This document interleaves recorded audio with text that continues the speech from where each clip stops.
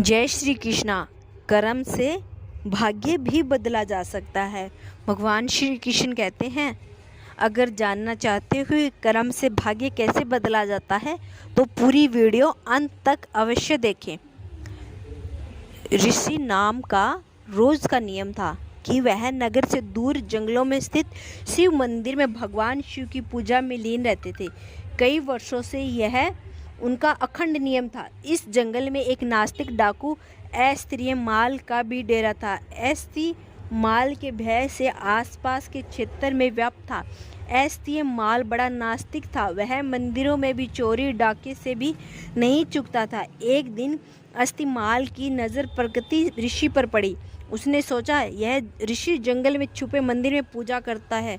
हो ना हो इसने मंदिर में काफ़ी माल छुपा रखा होगा, आज इसे ही लूटते हैं। अस्त्रीय माल ने प्रगति ऋषि से कहा कि जितना भी धन छुपा कर रखा है चुपचाप हमारे हवाले कर दो। ऋषि उसे देखकर तनिक भी विचलित नहीं हुए। बिना डरे बोले, कैसा धन? मैं तो यहाँ बिना किसी लोभ के पूजा करता चला आ रहा हूँ।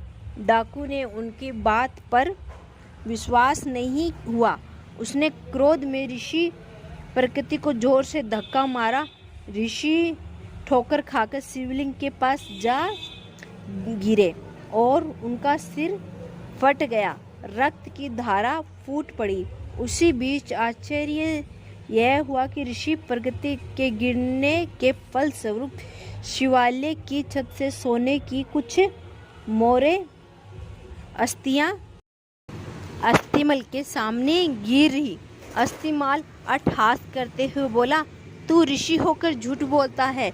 झूठे ब्राह्मण, तू तो कहता था कि यहाँ कोई धन नहीं, फिर यह सोने के सिक्के कहाँ से गिरे?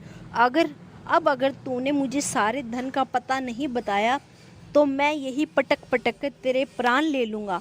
प्रत्येक ऋषि करुणा से भरकर दुखी मन से बोले, शिवजी, मैंने पूरा जीवन आपकी सेवा पूजा में समर्पित कर दिया, फिर ये कैसी विपत्ति आन पड़ी? प्रभु मेरी रक्षा करें। अब जब सच्चे मन से पुकारे तो भोलेनाथ क्यों न आते? महेश्वर तुरंत प्रकट हुए और ऋषि को कहा कि इस होने के पीछे कारण मैं तुम्हें बताता हूँ। यह डाकू पूर्व जन्म में एक ब्राह्मण था। इसने कई कल्पों तक मेरी भक्ति की, परंतु इसे प्रदोष के दिन एक भूल हो गई। यह डाकू पूरा दिन निहार रहकर मेरी भक्ति करता रहा। दोपहर में जब इसे प्यास लगी तो जल पीने के लिए पास में ही एक सरोवर तक पहुंचा। संयोग से एक गाय का बछड़ा भी दिन भर का प्यासा पानी पीने आया। तब उसने उस बछड़े को कोनी मारकर भगा दिया और स्वयं जल पी लिया। इसी कारण इस जन्म में यह डाकू हुआ और पूर्व जन्म में मछुआरे थे। इसी सरोवर से मछलियां पकड़कर उन्होंने बेचकर अपना जीवन यापन करते थे। जब तुमने इस छोटे बछड़े को निर्जल परेशान देखा तो अपने पात्र में इसके लिए थोड़ा जल लेकर आए और इसे पुण्य के कारण तुम इस कुल को प्राप्त हुआ। पिछले जन्म के पुण्य के कारण इसका आज राज तिलक होने वाला था, पर इसने इस जन्म में डाकू होते हुए न जाने कितने निरपराध लोगों को मारा और देवालयों में चोरी की। इस कारण इसके पुण्य सीमित हो गए और इसे सिर्फ कुछ मुद्राएं ही मिल पाई।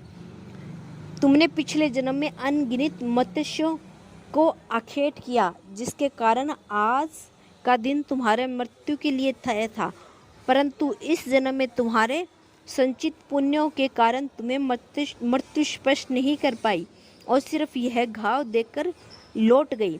ईश्वर वह नहीं करते जो हमें अच्छा लगता है। ईश्वर वे करते हैं जो हमारे लिए सचमुच अच्छा है। यदि आपके अच्छे कार्यों के परिणाम स्वरूप भी आपको कोई कष्ट प्राप्त हो रहा है तो समझिए, इस तरह ईश्वर ने आपको बड़े कष्ट हर लिए। हमारी दृष्टि सीमित है, परंतु ईश्वर तो लोक परलोक सब देखते हैं, सबका हिसाब रखते हैं।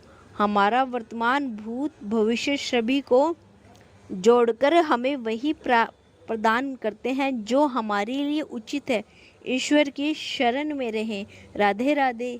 अगर वीडियो पसंद आई हो तो लाइक एंड चैनल को सब्सक्राइब करना न भूलें।